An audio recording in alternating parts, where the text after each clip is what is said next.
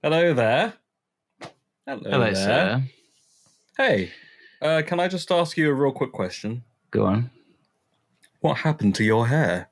What happens to my hair? I ate it in the night. It was Oh. stolen from me. Delish. Or I had a haircut. My favorite dish. Leave a comment under this video. Which one do you think it is? I think it's probably neither of them. No, I said leave a comment. Oh, yes. Yeah? Please leave a comment. Apparently, you can actually leave comments down in Spotify now. Yeah, so that's a new thing. Yeah, it's a brand new thing, but if you listen to us on YouTube, leave us a comment down there too. We'd love to hear your thoughts.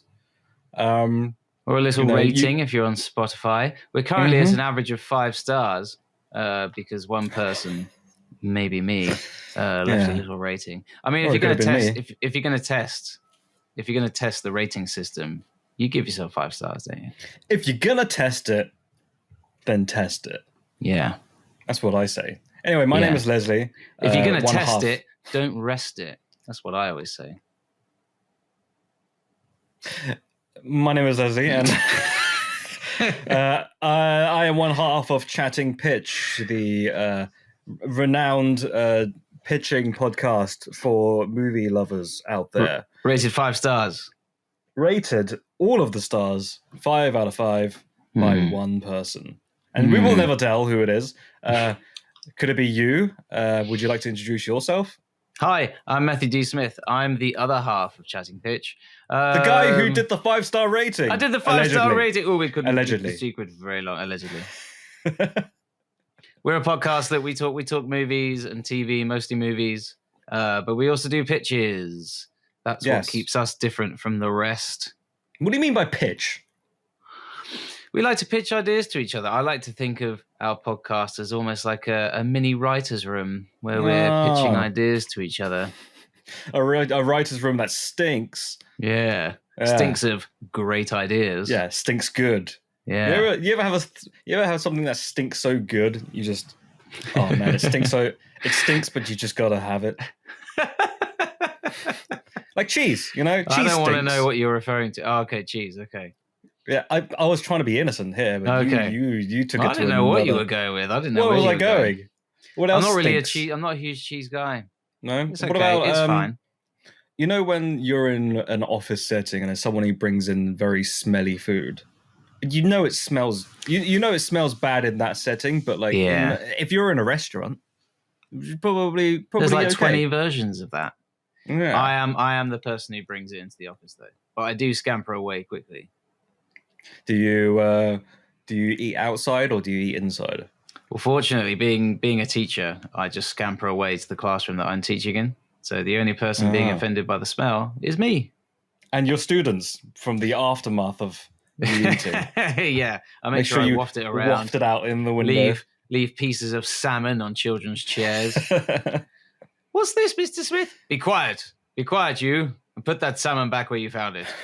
One day you should do that, and then put a fake candle that's unscented, like on every desk, and then be like, "Oh, sorry guys, it's just it's this new scent I'm trying." And it must be this unlabeled scented candle.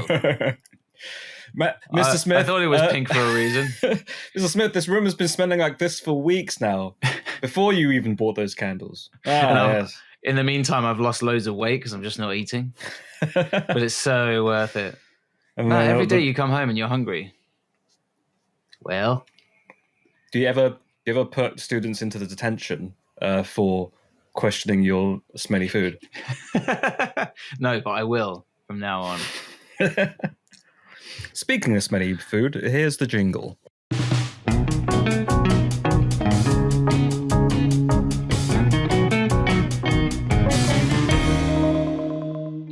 If our jingle had a smell, what would it be?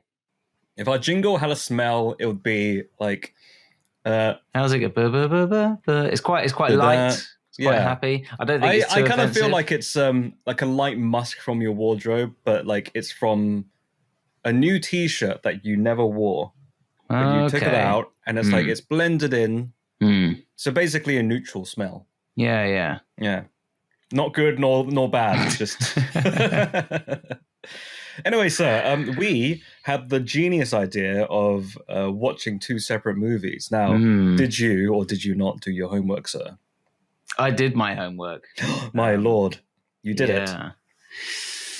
I was thanks for listening, guys. A little bit surprised by my homework, but you were surprised by your homework. We'll get into it.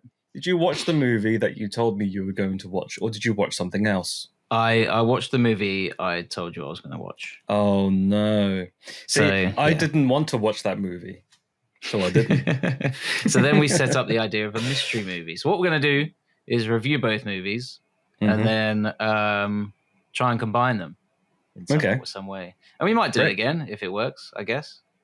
Yeah, well, the great thing about this is these reviews are going to be short and sweet because only one of them have seen them and the other one has nothing to add. So it'll be my word against yours and vice versa. So would you like to go first, sir? What was the movie that you watched? Oh, okay, sure. Should we do a little tease? Let listeners try and figure out what it was? Oh, yeah, go for it. I guess you could say it was two titans of the acting world returning in their own separate ways.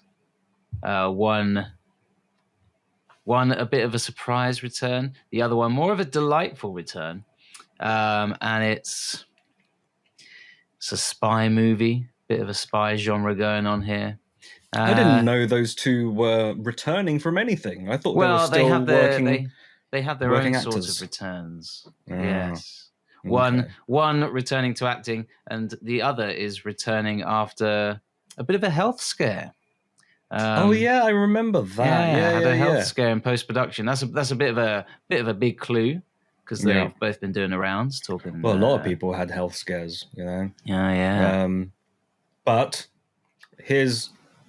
I think I know who you're talking about because there are two actors, and I know which movie you're talking about. But which one had the health scare? I'm assuming it was that person. Yes, it was. I guess the last clue it was give you is it was go on. The sound of Sideshow Bob stepping on a rake. That would be the next Academy Awards controversy, right? And the winner of Best Picture. But he keep mumbling it. And the winner is I see. And then the person comes up and accepts the show and accepts the award, and you can hear in the background. And they turn the envelope round and it says. And a final clue for my movie, Looney Tunes, because of course it was back in action. Oh, Cameron Diaz returning from her retirement, which I think was around 2018. She said she wasn't going to make movies anymore. Really? I didn't even know that. It was a while back. And her last film that she was in, she actually co-starred alongside Jamie Foxx, and she's back with him again in this movie. Oh. And he had his health scare in post-production, but fortunately, he's back. He's back doing his thing. Oh, great. Well, what's the movie that you're talking about? I know about this movie because I saw them two on Graham Norton talking about a new movie they're in. Mm-hmm. But the name of the movie has not stuck with me. It's that memorable. Okay. So back in action, and from what I've seen of the movie's actually called Back in Action. Yeah, it's called Back in Action. Oh, okay. Yeah. It is a reference to the fact that Cameron Diaz is back, but also a lot of people are now connecting it with Jamie Foxx being back from. So they've written a movie based on people coming out of retirement, but they've based it on the title is based around a double entendre. I've seen a couple of things that have said you just started with the title and went from there. Right. Publicity and trailers seem to be trying to sell it on its action chops, but it's also got a bit of sort of family interplay going on. Partway through the movie, Glenn Close shows up, and she plays Cameron Diaz's mum. And there's also a little bit with Cameron Diaz's daughter that they're not really getting on anymore. She's sort of being typical movie teenager. Oh, Mom, why you gotta take my phone? I don't know who that is. That's no one's daughter. No one's daughter sounds like that. Oh, Mom, give me back my phone. Oi, Mom, give me back my phone. Oh, Mom, you took me lighter. You always pocket me lighter. Do I know you, Mum? Yeah, go ahead. And Cameron Diaz and Jamie Foxx play Emily and Matt, who are two spies on a mission. They fall in love. Emily gets pregnant, so they decide to that they get involved in a plane crash. They survive the plane crash, but they decide, hey, let's pretend that we died. Let's fake our deaths and then just live off the grid and stop being spies. But then their past comes back to haunt them, so they have to sort of manage their return to action whilst having two kids to look after as well. I would say overall the film is a bit misguided in where they're trying to sell it, because I think the family stuff actually works really well. And the action stuff is so-so. I think I get the impression they're almost, maybe not consciously, but I definitely felt like the film was trying to play the greatest hits from the later Mission Impossible films. Right. But it's just not as good. Train heist. Climbing up a building. Not the train stuff, but there are a few action scenes in there where it's like, okay, you're doing maybe a bit of Bond, like maybe 20% Bond, 80% Mission Impossible. There's at least one stunt from every Mission Impossible that stands out to everybody. Yes. So which ones are we talking about? Oh, I don't want to spoil it too much, but just I wouldn't say a specific for the people stunt. who haven't seen Mission Impossible, or for the people who haven't seen Looney Tunes. You haven't seen any Bugs Bunny. No, I'd say it's not any one specific stunt. There's just a sort of the general presentation of it. Okay. I can see, okay, you're trying to do maybe Tom Cruise, Rebecca Ferguson, that sort of Mission Impossible era. Oh, okay. Around that sort of time. Sure. It ranges from being a bit subpar TV movie, and then you get other bits that are decent. Oh, money's been pumped into this portion of the movie. Yeah, it's really overly polished. So there are some shots, especially there's some green screen where it's like, okay, this looks too polished, so it doesn't look real to me. But I don't want to be all negative, because the family stuff for me does really work. It takes about half an hour to get the characters from America to England, where Glenn Close's character is. But when you get there, you've got Emily, Diaz's character, is sort of, you can really feel what she's feeling, because she's got her daughter who doesn't hate her, but like has no time for her, very little respect for her. And then you've got her mum, who is a former MI6 wonder spy, and she's talking about, oh, you let yourself down, and basically being very standoffish. And that bit is really good. It's just a shame that you have to, every few minutes you get the family stuff, and then you get this sort of cliche spy stuff going on. Okay, sure. There is some stuff that's really good. I think without Jamie Foxx, this thing just falls. Oh, so if it was Cameron Diaz and somebody else, it probably wouldn't have been as strong? Or like a solo Cameron Diaz movie, like still wouldn't be as strong? I would say if you gave Cameron Diaz the choice lines that Jamie Foxx has, that she would be able to do that as well. I only pick out Jamie Foxx because he gets more of the comedic stuff. Okay. Cameron Diaz it's gets also some a comedy. Stuff. Little moments. I wouldn't say watch it if you want a comedy.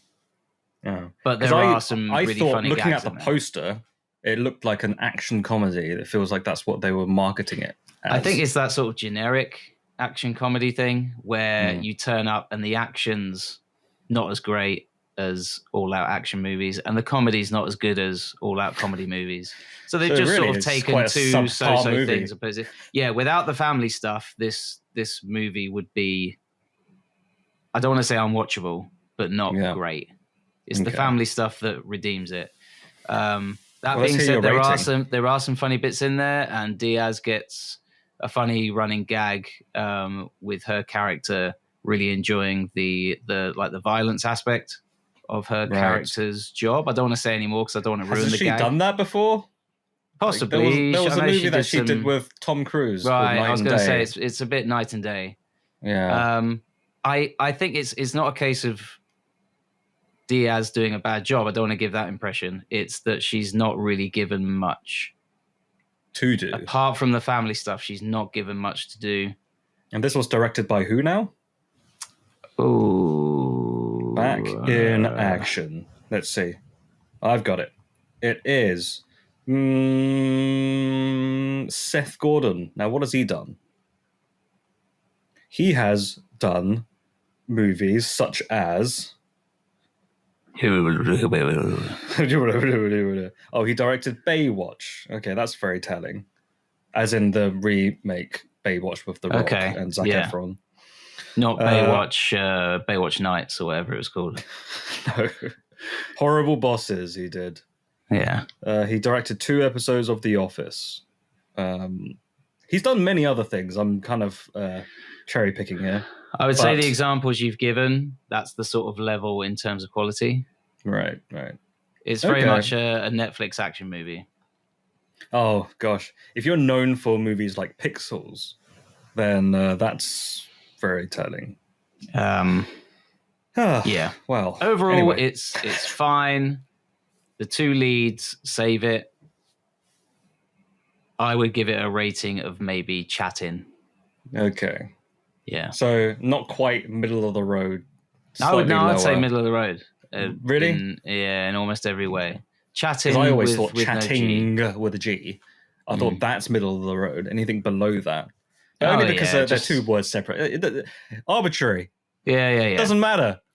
But let's hear your movie. Give me some clues, because I don't actually know what movie... Okay, yeah. So I originally was going to watch a Jackie Chan movie, but I didn't get around to watching it. He has a new movie called Panda Plan, and I was going to go watch that. Okay. But the plans fell through. Sometimes pandas fall through. Yes. Because they're heavy. But instead, I decided to watch a different movie that actually came out last year, but only recently came out in the UK. And here are some clues. One of the biggest titans of Hollywood is the main actor of this movie, and also being co-starred with another titan of Hollywood. What can I say? And now, when you say titan, are we thinking like Clash of the Titans? Or are we thinking Remember the Titans?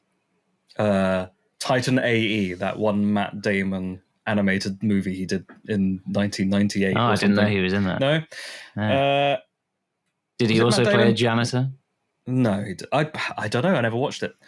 So he's in a big robot. How'd you like them apples? Hey, there is another movie called Titan, which has your favorite actor Sam Worthington in it. Yes. I think I fell asleep during that movie. Yeah. Anyway, moving on. The Titan that I'm talking about, it really, truly is a Hollywood Titan, a household name. He's been in movies, and I'll give you some clues. He's been in movies about toys. He's been in movies about being stranded on an island. He's been in movies where it's about real life pirates on a boat. Do you know who I'm talking about? Oh, you lost me with that last one. Is it Tom Hanks? It is Tom Hanks. Yeah. What was the pirate one? Captain Phillips. Oh, yeah, Captain Phillips. That's why I say real life pirates, not your swashbuckling Pirates of the Caribbean. Have you heard his story about Captain Phillips, where they did this really intense scene where the pirates take over the boat? Yeah. And then Paul Greengrass called cut, and then one of the guys playing the pirates went, "I can't believe I'm working with Forrest Gump." I have heard that story. It's very Sorry, good. Go on. So the movie that I'm talking about is a movie called Here, which is Robert Zemeckis' latest outing and his technical feat that he has to always... He's like in...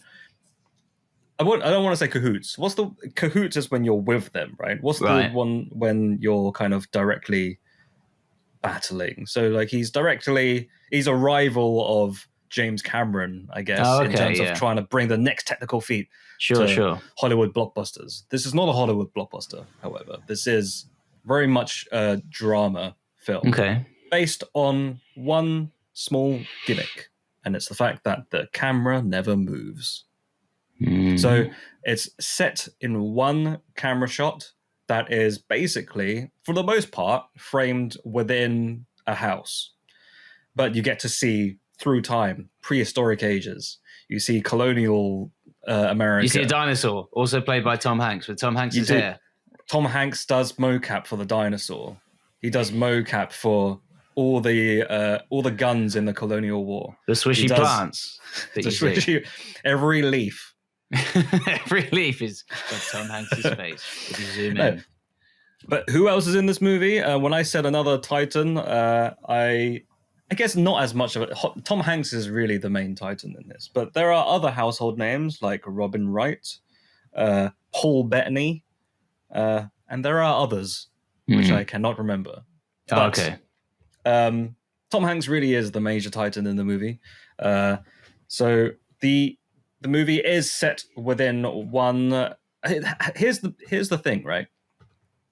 They are the main focus of the movie, and you get to see them as a child growing all the way up until they're old. And that's the main setting point of the movie, that you get to see life from the beginning to the end within one camera angle. However, there are multiple narratives at the same time. So what happens is every now and then you'll see these boxes appear on the screen, kind of like a comic book panel, because this was actually it's based on a graphic novel of the same name. And every time you see these boxes pop up, you know, oh, we're going to go into another story now. However, I found it kind of confusing after a while, because I'm thinking, why are we jumping back and forth between these stories? Why can't it be from beginning to end? But I guess people will probably lose interest. Why do we keep having to go back to the dinosaur? They do that quite a lot. They keep going back, right? Not to the dinosaur age, but like to, I guess, Native Americans and tribes and all that within the same angle. But sometimes it kind of takes me out of the movie. So I'm just thinking like, oh, I'm invested in this Tom Hanks and Robin Wright dynamic story. And then suddenly we're looking at some guys like, cheerio, would you like a spot of tea? Yes. And then that's the Native American, is it? Yeah. And then it goes into like 1950s. Sometimes it goes into the Victorian era, and like you see different stages of the house. It's going back, but then eventually it kind of ties up where it cross cuts between everyone having a very similar moment in time. Yeah. So it's kind of like, oh, history's repeating itself. Like, there's people being born, there's people grieving of the loss of a family member, this, that, and the other. But I found it a little bit frustrating sometimes, because I just thought, I want to be invested in this one story, but you're showing me so many stories at the same time. Like, can we just stick to one, maybe? So whenever it kind of jumped out of it, I was like, oh, I really don't care too much about this guy who's like, he invented the lazy boy or something like that. And he's like, hey, ma'am, look, I've made the best chair in the world. And then it goes back to Tom Hanks like, oh God, I got to pay my taxes. And it's like, whoa, okay. So like tonally, it's like there's a lot of like shifts, and I'm not sure who to focus on, but like Tom Hanks is the main focus. Having said that, I did enjoy the movie for the most part. I liked Tom Hanks' story. I appreciated what Robert Zemeckis was trying to do, and however, there were a few moments where I'm just thinking, okay, they've clearly used some sort of deep fake technology to de-age Tom Hanks and Robin Wright. And it's so obvious because it's somebody else's body and Tom Hanks, and he's supposed to look 16, but he looks like Tom Hanks in his mid-30s. Okay. And is it not their bodies? When they were younger, I don't think it's their bodies. It could be, or maybe they've like CGI'd their bodies to make them look slimmer or something like that. Okay. But there is Does one it just moment, look not quite right? Yeah, it's not quite right. But there was one moment where Paul Bettany plays Tom Hanks's father, and Paul Bettany's lecturing him. And they've de-aged Tom Hanks, so he's 2 feet tall. You make a joke, but this actually happened, and there was a child's body with Tom Hanks's face and Tom Hanks's adult voice coming out of this child. I'm like, how old are they supposed to be? 13 or something like that, maybe. Okay. But he was on the floor just reading a newspaper. And I'm just thinking, that is just Tom Hanks's face on a child's body. And you laugh, but this actually happens. So somewhere, some wires got crossed and like something did not translate. And there was also a moment where I noticed that Paul Bettany's character does not age for the longest time. It just seemed like, oh, he's got longer hair now. Oh, his posture's a little bit different. And then suddenly, hard cut, he's just got old man makeup. I'm like, oh, okay. So everything in between, I guess they just didn't bother with. Yeah. So there's some inconsistencies with the aging aspect of things. Sure. But then when Tom Hanks came on screen as himself as current day, I'm like, okay, this is just Tom Hanks now in his. So was it a case of it wouldn't have ruined it, but it was front and center, and it couldn't? Yeah, because some of it was the only times you will ever have a close up of an actor is when the actor walks close to the camera. I'm going to go to my thinking corner. Yeah, you know, the thinking corner. Yeah. And then he goes into his thinking corner and you can see the sheen on his face. It's like he just put moisturizer on it. It's all shiny and so like Danny DeVito in Always Sunny. Yeah. I must be pure.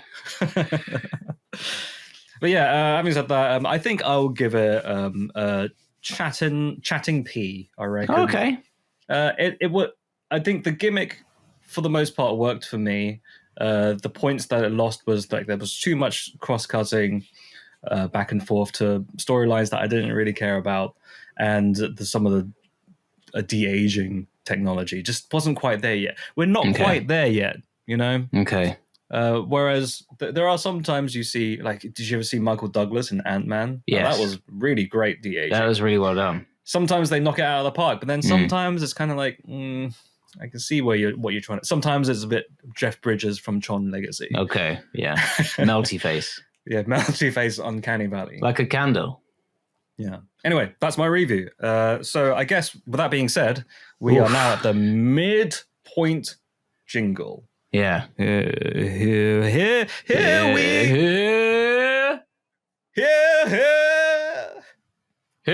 for those who want the mid-break jingle. You have arrived at the right place. The Mario's what we're going to do now. The jingle.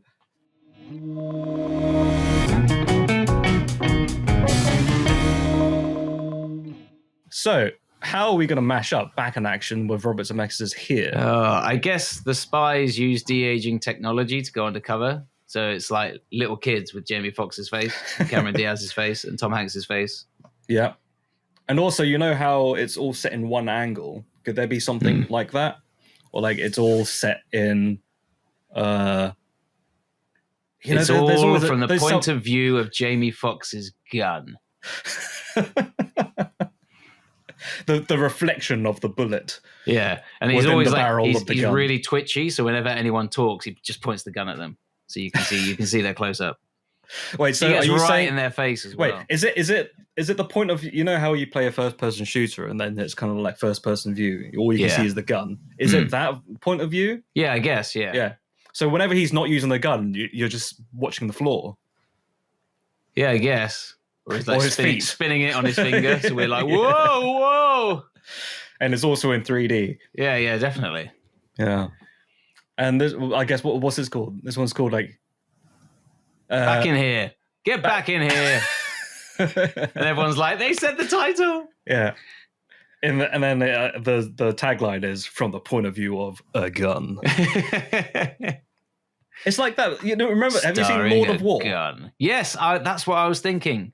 The beginning of Lord of War. Yeah. But it's that, but from the point of view of a gun. And then at the end, no, we're not at the end yet. Let's flesh this out a little bit more. So have we got Jamie Foxx and Cameron Diaz. Yes. And then Tom Hanks and Robin Wright. Yeah. Yeah. I don't know if Tom Hanks would be a spy. I feel like he'd be in charge of. Well, if we were staying true... He's forced to be a little kid. Cut back to the office. Why are you smoking here, like 1,000 cigarettes? Yeah, cut back to the office. That's why I'm in my kid disguise. Yeah. Get back in here with my milk, you little punk. He doesn't talk like that in the movie, but so, I would love for through the whole movie, Tom Hanks' character is dealing with like a bully. So he's the head of the CIA, but also he's getting bullied by this kid. Right. That Brad character, I just can't get rid of him. What does he work at? So in the movie here, he actually works for an insurance company. Okay. So are these brother cutbacks coming back? That could be the cover. Yeah. Okay. I've just realised it's Tom Hanks doing his impression of Robert Zemeckis. Is that how he sounds? I just don't know what we're gonna do, but with a cigarette. If you've ever heard his, are we gonna put his adult head on a child's boy, or the other way around? I guess that's what we gotta do. Oh, we've already done it. Look. And then they halfway through they take the mask off to reveal themselves, and suddenly they're back to being 6 foot tall. No, that's the Mission Impossible thing, right? Yeah. 6'2". You can't do anything to me. You're just a kid. Yeah, that's what you think, buddy. And now they've gone from 3 feet tall to 6 feet tall. Hi, I'm 6 feet tall, Tom Hanks. Get ready for business. Now wait a minute while my face renders, and then the camera just holds on them, and he's really still. Give me 24 hours while this machine learns my movements. So that can be, in the film where it's always like, how long do you need? I need 24 hours. You've got 12. So it can be like, Tom Hanks. That's not enough time, damn it. Jamie Foxx, how long do you need for your face to render? I need 24 hours, Tom Hanks. Well, you got 12. Jamie Foxx is like, I can do it in 5. So, what? And then, because you see, I'm Jamie Foxx, and my skin is already so smooth. You ever heard Jamie Foxx's Donald Trump impression? Oh no, I haven't. I know he does a lot of good impersonations. I think Jamie Foxx thinks he can do a really good Donald Trump impression. And when I hear it, it's kind of like a caricature of Donald Trump, which is what most impressions are anyway. Yeah, I guess. But when people say, "Oh, have you heard of Jamie Foxx's Donald Trump impression?" Yeah, I'm like I've heard better. Okay. Go on, let's hear yours. Oh, we don't need to bring that out again. No? Okay. It's usually just the facial expression and the hands. I've always said I think Donald Trump would make a great accordion player or a window washer because he's always... Yeah. Always or like he can play, in every Jackie Chan movie where it's like, I don't want any trouble. And he waves his hands around.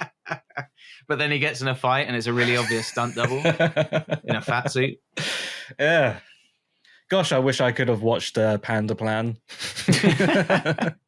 Starring Donald Trump as the panda. So this could have been Jamie Foxx and Jackie Chan with his panda.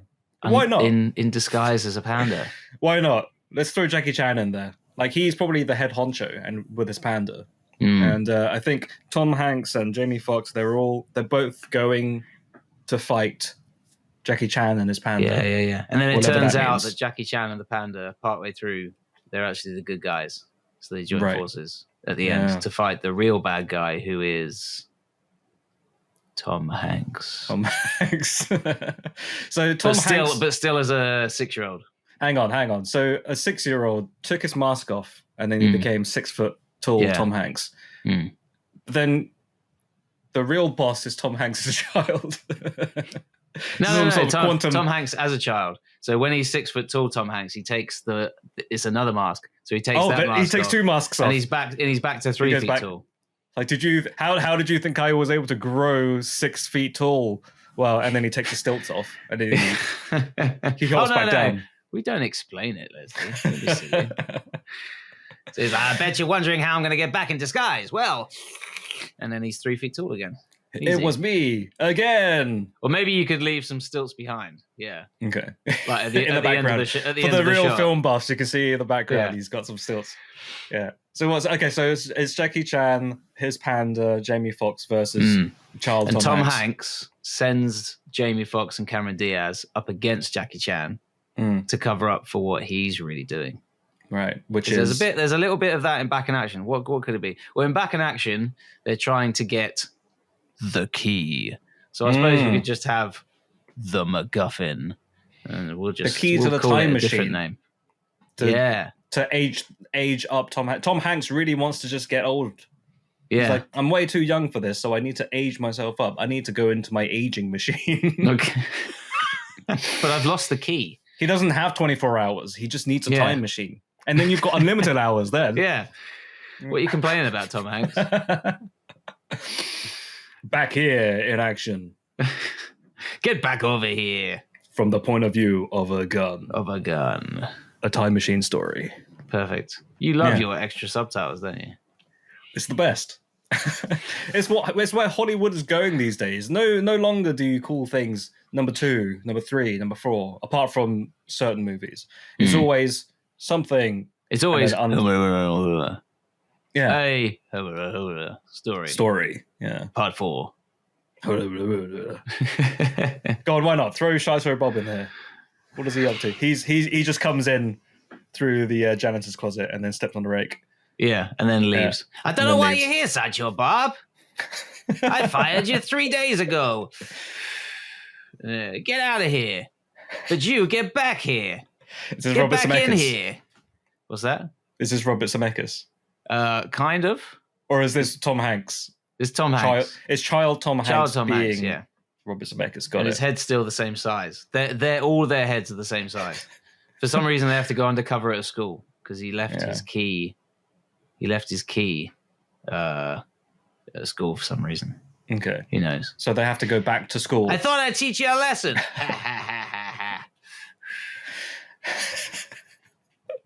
Maybe the sequel is they all have to go back to school to get the key. Or the sequel could be Graduation Day. But here, what was it called? Back here in action or here in action? Just back in here. Back in here. Back in here. Back in here too. Yeah. Graduation Day. Yeah. Back in here too. Graduation Day. I love it. Yeah. And then what was it back in here 3, Rise of the Time Machines. Back in here 3. Now they're just normal adult age. I thought we were doing a Terminator 2 thing. Back in here 4. Genesis. They've got long beards and their hair's grey.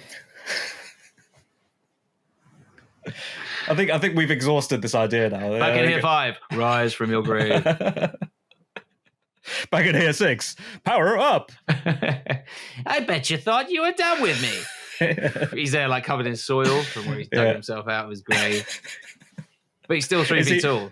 All of these sequels, he's still the same age. Like, yeah. He just swaps because he got the time machine in the first one. Oh, yeah, I guess. So now the next series of movies is trying to stop Tom Hanks. From aging. Yes, or not aging. Whatever it is that he wants, they want to stop it. Maybe that could be the trailer. Whatever he's trying to do, they're trying to stop it. Yeah, great. And there is no end. This is a serial. It just keeps going. Yeah. It's like the Fast and Furious franchise, where at the end of every movie, the villain turns into the good guy. But there's always that the first one was Jackie Chan, but he turns into the good guy. Yeah. And the next one will be Jason Statham. And the third one will be Steven Seagal. And the fourth one will be no, I scratched that. Jean-Claude Van Damme. Okay. In the Predator outfit. Have you seen him like dressed up as the Predator? Yeah, I've seen the Predator outfit. Yeah, it's crazy. They bring it back. It does not look good. I've only seen it when he doesn't have the helmet on. It's just him with the suit. Oh, okay. And if you see the full thing, it's not any better. Yeah. And then I guess number 6, who's going to be in that one? A clone of Jamie Foxx and Cameron Diaz. But they're like exact clones, or they're a little bit younger. Because by the time of like 5 and 6 or whichever one we're on, they're a lot older. Oh, they'll recast them with a younger generation. No, because by then we'll have de-aging down. We'll have technology. We'll be fine. Yeah. We'll have the technology. We can de-age them. And if they're dead, it's okay. We'll just resurrect them because we own the rights to their lives by then. Yeah. We have the likelihood. Their likeliness. We own their likelihood. We own all probability. Now, what's happened, Leslie, is that we've gotten to the third one with Steven Seagal. It's really awful. Yeah. But the actors take the hit because we persuaded them to put the money into the movie. So they need some cash. We use this ruse to buy their likelihoods and their likeness. And then after that, they belong to us. Easy. Damn. You hear that, Hollywood? We're coming for you. So don't listen to this podcast, whatever you do. If I go onto YouTube and see this thing's had more than 10 views, I'm going to be so mad. Hey, leave a comment down below of what ideas you think the 7th movie should be. Thank you for listening. And good night. Good night. Back here in action. Get back in here next week. Don't forget to get back in here. Chatting Pitch has been brought to you by Leslie Way and Matthew D. Smith. If you enjoyed this episode, feel free to listen to others and maybe even subscribe. You can follow us on the website, formerly known as Twitter. Listen to us on Spotify or wherever else you listen to podcasts. Leslie and Matthew have their own side hustles as well. Feel free to check out Leslie's YouTube channel or Matthew's Medium blog. Links in the description. If you want anything else, we might have other links in the description if we think of anything interesting to add. Thank you for listening. I love you.